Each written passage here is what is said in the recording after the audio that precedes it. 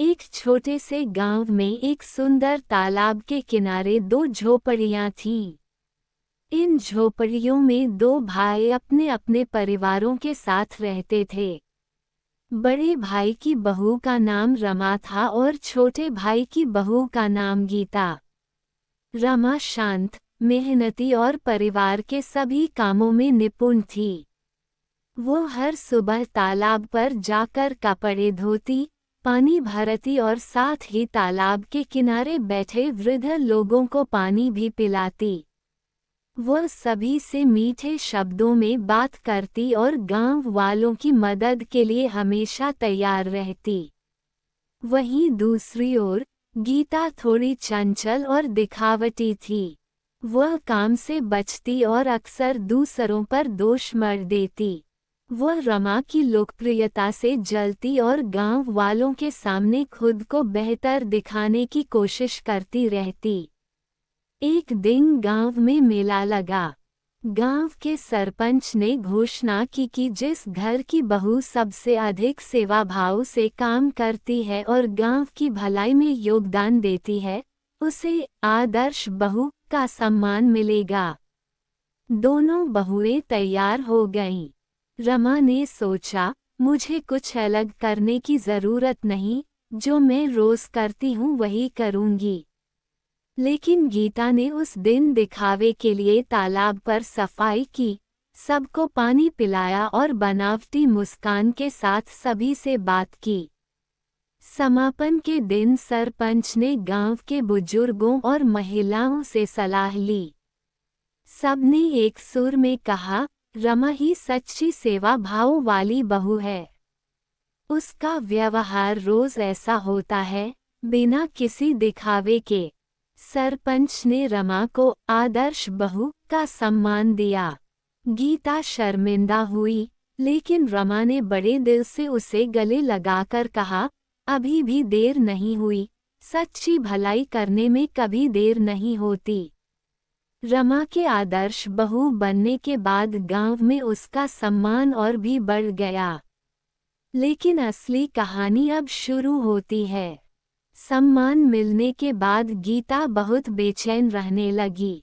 उसे रमा से जलन तो थी, लेकिन कहीं न कहीं दिल के अंदर एक आवाज़ कहती, अगर रमा कर सकती है, तो मैं क्यों नहीं।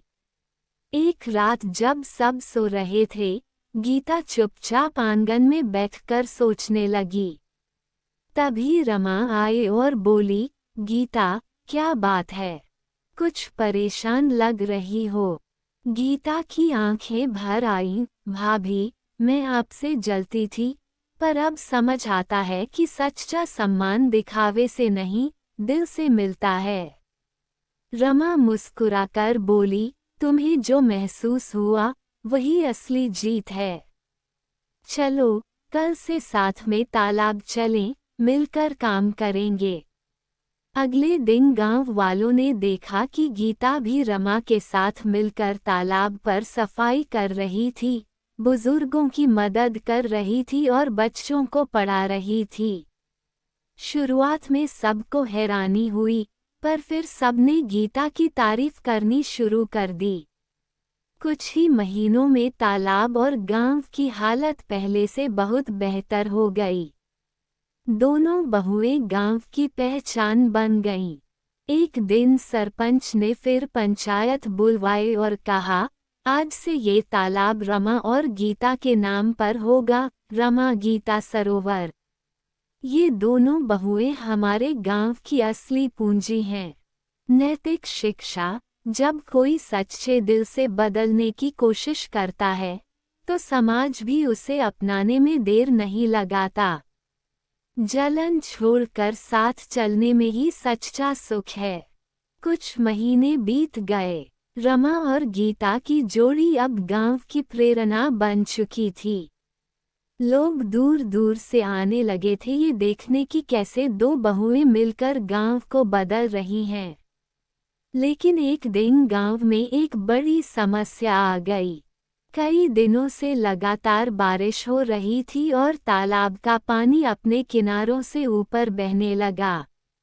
खतरा था कि अगर पानी फैल गया, तो पास की झोपड़ियों और खेतों में बाढ़ आ सकती थी। गांव के लोग घबरा गए। पंचायत ने मीटिंग बुलाई, लेकिन किसी को समझ नहीं आया कि क्या करें। तभी रमा ने कहा, अगर हम तालाब के किनारे बांध बना लें और पानी का बहाव दूसरी ओर मोड़ दें, तो नुकसान से बचा जा सकता है।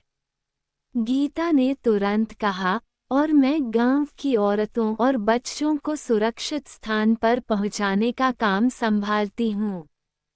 गांव के युवाओं ने दोनों बहुओं का साथ दिया। रमा ने मिट्टी और बांस से एक अस्थायी बांध बनवाया और गीता ने सभी को मंदिर के ऊपरी हिस्से में सुरक्षित पहुंचाया। बारिश तेज होती रही, लेकिन बहनों की मेहनत रंग लाई। तालाब का पानी कंट्रोल में आ गया और गांव बच गया। बारिश थमी तो गांव वाले तालाब के पास इकट्ठा हुए और दोनों बहुओं को धन्यवाद दिया। एक वृद्ध महिला ने कहा, हमने तो सुना था कि बहुएं घर संभालती हैं, लेकिन आज देखा कि ये तो पूरा गांव संभाल सकती हैं। सरपंच ने घोषणा की, अब से हर साल इस दिन को सेवा दिवस के रूप में मनाया जाएगा और रमा गीता को इस गांव की गौरव स्त्रियां घोषित किया जाता है। नैतिक शिक्षा, सच्ची बहादुरी और सेवा का भाव विपत्ति में ही निखरता है। जब महिलाएं साथ आती हैं, तो हर संकट छोटा बन जाता है। योजक चिन्ह, योजक चिन्ह, योजक चिन्ह। वक्त बीतता गया। अब रमा और गीता की बेटियां बड़ी हो चुकी थीं। रमा की बेटी का नाम सीमा था, शांत, समझदार और अपने माता पिता की तरह सेवा भाव से भरी। वहीं गीता की बेटी नैना थोड़ी नटखट, लेकिन दिल की साफ और जिज्ञासु थी। गांव में एक नया स्कूल खुला था, लेकिन कई परिवार अब भी अपनी बेटियों को पढ़ाने में झिझकते थे। उनका मानना था कि लड़कियों को घर का काम सीखना चाहिए, पढ़ाई लिखाई नहीं। सीमा और नैना ये देखकर दुखी हो गईं। उन्होंने अपनी माँ से सलाह ली। रमा बोली, बेटी, बदलाव की शुरुआत घर से होती है। तुम दोनों चाहो तो इस गांव की सोच बदल सकती हो। नैना बोली, हमें कुछ ऐसा करना होगा जिससे लोग खुद समझें कि लड़कियों को पढ़ाना जरूरी है। दोनों बेटियों ने मिलकर गांव की बच्चियों को स्कूल के बाद पढ़ाना शुरू किया। वे उन्हें गाने, कविता, चित्रकला और कहानियों से शिक्षा देने लगीं। कुछ ही समय में उनकी कक्षा में 20 से ज्यादा बच्चियां आने लगीं। फिर उन्होंने गांव में एक छोटा सा कार्यक्रम रखा, जिसमें बच्चियों ने अपने सीखे हुए हुनर दिखाए। कविता पाठ, नाटक और चित्र प्रदर्शनी। गांव वालों की आंखें खुल गईं। सबने तालियां बजाईं और कई माताओं ने आगे आकर कहा, हमने अपनी बेटियों को स्कूल नहीं भेजा, लेकिन अब हम चाहेंगे कि वे भी सीमा और नैना जैसी बने। सरपंच ने फिर सभा बुलाई और बोला, रमा और गीता ने जो दीप जलाया था, अब उनकी बेटियों ने उस रोशनी को अगली पीढ़ी तक पहुंचा दिया है। ये हैं गांव की असली शिक्षिकाएं। गांव अब खुशहाल था। तालाब, स्कूल, मंदिर, सब कुछ व्यवस्थित और सुंदर हो चला था। सीमा और नैना की कोशिशों से गांव में लड़कियां पढ़ने लगी थीं। तभी एक दिन गांव में एक बड़ा व्यापारी आया, नाम था शंकरलाल। वह बोला, मुझे ये तालाब बहुत पसंद आया है। मैं इसे एक रिजॉर्ट में बदलना चाहता हूँ। इससे गांव को पैसा मिलेगा, रोजगार मिलेगा और शहरों से लोग यहाँ घूमने आएंगे। कुछ लालची लोग फौरन तैयार हो गए। उन्होंने पंचायत पर दबाव बनाना शुरू कर दिया। शंकरलाल ने कुछ लोगों को रिश्वत भी दी। बात पंचायत में पहुंची और बहस छिड़ गई। रमा ने कहा, ये तालाब सिर्फ पानी का स्रोत नहीं, ये हमारी आत्मा है। गीता बोली, जिस जगह ने हमें जोड़ा वह व्यापार की चीज नहीं बन सकती। सीमा और नैना ने फैसला लिया, वे गांव के बच्चों के साथ मिलकर तालाब के किनारे जल जीवन उत्सव का आयोजन करेंगी। वहां बच्चों ने नाटक किया जिसमें दिखाया कि अगर तालाब खत्म हो गया तो गांव में क्या क्या नुकसान होंगे। पानी की कमी, मिट्टी की बर्बादी और पशु पक्षियों का पलायन। गांव वालों की आंखें खुल गईं। सबने मिलकर व्यापारी को रोक दिया और पंचायत ने फैसला सुनाया। तालाब गांव की विरासत है, इसे कोई नहीं खरीद सकता, न आज न कभी। शंकरलाल को गांव छोड़कर जाना पड़ा। अंत में सरपंच ने घोषणा की। रमा, गीता, सीमा और नैना ने फिर साबित कर दिया कि जहां सेवा और सच्चाई होती है वहां कोई लालच टिक नहीं सकता। गांव अब खुशहाल था। तालाब, स्कूल, मंदिर सब कुछ व्यवस्थित और सुंदर हो चला था। सीमा और नैना की कोशिशों से गांव में लड़कियां पढ़ने लगी थीं। तभी एक दिन गांव में एक बड़ा व्यापारी आया, नाम था शंकरलाल।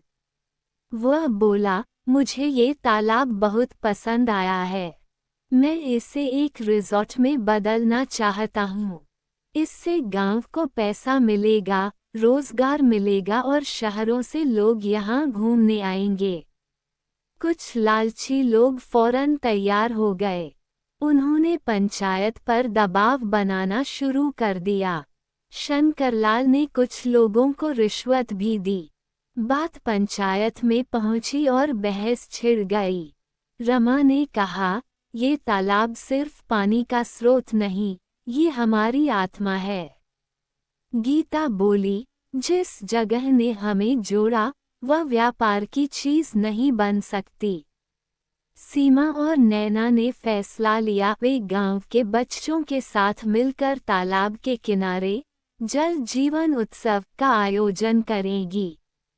वहां बच्चों ने नाटक किया जिसमें दिखाया कि अगर तालाब खत्म हो गया तो गांव में क्या क्या नुकसान होंगे। पानी की कमी, मिट्टी की बर्बादी और पशु पक्षियों का पलायन। गांव वालों की आंखें खुल गईं। सबने मिलकर व्यापारी को रोक दिया और पंचायत ने फैसला सुनाया। तालाब गांव की विरासत है, इसे कोई नहीं खरीद सकता, न आज न कभी। शंकरलाल को गांव छोड़कर जाना पड़ा। अंत में सरपंच ने घोषणा की। रमा, गीता, सीमा और नैना ने फिर साबित कर दिया कि जहां सेवा और सच्चाई होती है वहां कोई लालच टिक नहीं सकता। गांव में शांति लौट आई थी, लेकिन सीमा, नैना, रमा और गीता जानते थे कि अब असली काम शुरू हुआ है। उन्होंने गांव के युवाओं के साथ मिलकर एक नई योजना बनाई, स्वावलंबन योजना, जिसके तहत गांव में आत्मनिर्भरता को बढ़ावा दिया जाएगा। सीमा ने कहा, अगर हमें बाहर के लालच से बचना है तो हमें खुद को इतना सक्षम बनाना होगा कि हमें किसी की जरूरत ही न पड़े। नैना ने स्कूल में बच्चों के लिए पर्यावरण क्लब शुरू किया, जहां बच्चे पेड़ लगाते, जल संरक्षण के तरीके सीखते और गांव की साफ सफाई में भाग लेते। रमा ने महिलाओं को समूह बनाकर हाथ से बने सामान तैयार करने सिखाए, जैसे जूट की थैलियां, मिट्टी के दिए और जैविक साबुन। धीरे धीरे ये सामान पास के कस्बों में बिकने लगे। गीता ने युवाओं को खेती के नए तरीके सिखाने शुरू किए, कम पानी में अधिक उपज और जैविक खाद का उपयोग। खेतों की उपज बढ़ी और गांव की आमदनी भी। इसी दौरान एक दिन फिर से गांव में एक बाहरी गाड़ी आई। इस बार कोई व्यापारी नहीं, एक महिला थी, डॉक्टर सुरभि। उसने कहा, मैंने सुना है कि ये गांव अब आत्मनिर्भर बन रहा है। मैं चाहती हूँ कि यहाँ एक स्वास्थ्य केंद्र खोलूं, जिसमें आयुर्वेद और एलोपैथी दोनों हों। पंचायत में विचार हुआ। रमा बोली, अगर यह केंद्र गांव के लोगों के लिए है और कोई निजी स्वार्थ नहीं जुड़ा, तो ये स्वागत योग्य है। डॉक्टर सुरभि मुस्कराई, मेरा सपना है कि हर गांव खुद स्वस्थ और सशक्त हो। मैं सिर्फ साथ देना चाहती हूँ, नेतृत्व नहीं लेना। ये सुनकर सभी का मन जीत लिया गया। अगले कुछ महीनों में गांव में पहला स्वास्थ्य केंद्र खुल गया। गांव की महिलाएं और युवतियां वहां काम सीखने लगीं। बच्चों को स्वास्थ्य और स्वच्छता की शिक्षा भी मिलने लगी। एक शाम तालाब के किनारे सभी एकत्र थे। सूरज ढल रहा था, पानी पर सुनहरी छाया पड़ रही थी। नैना ने कहा, हमने देखा है कि जब लोग मिलकर सोचते हैं तो गांव बदल सकता है, और जब गांव बदलते हैं देश बदलता है। गांव तालियों से गूंज उठा। गांव में खुशहाली लौट आई थी। स्कूल चल रहे थे, स्वास्थ्य केंद्र से लोगों को लाभ मिल रहा था और महिलाएं आत्मनिर्भर बन रही थीं। लेकिन हर विकास के रास्ते में एक इम्तिहान आता ही है। एक दिन गांव में खबर आई कि पास के इलाके में एक बड़ी फैक्ट्री खुलने वाली है, केमिकल प्रोसेसिंग यूनिट। गांव से सिर्फ 3 किलोमीटर दूर। सीमा को शक हुआ। उसने नैना से कहा, इस फैक्ट्री का असर हमारे जल स्रोत और खेतों पर भी पड़ सकता है।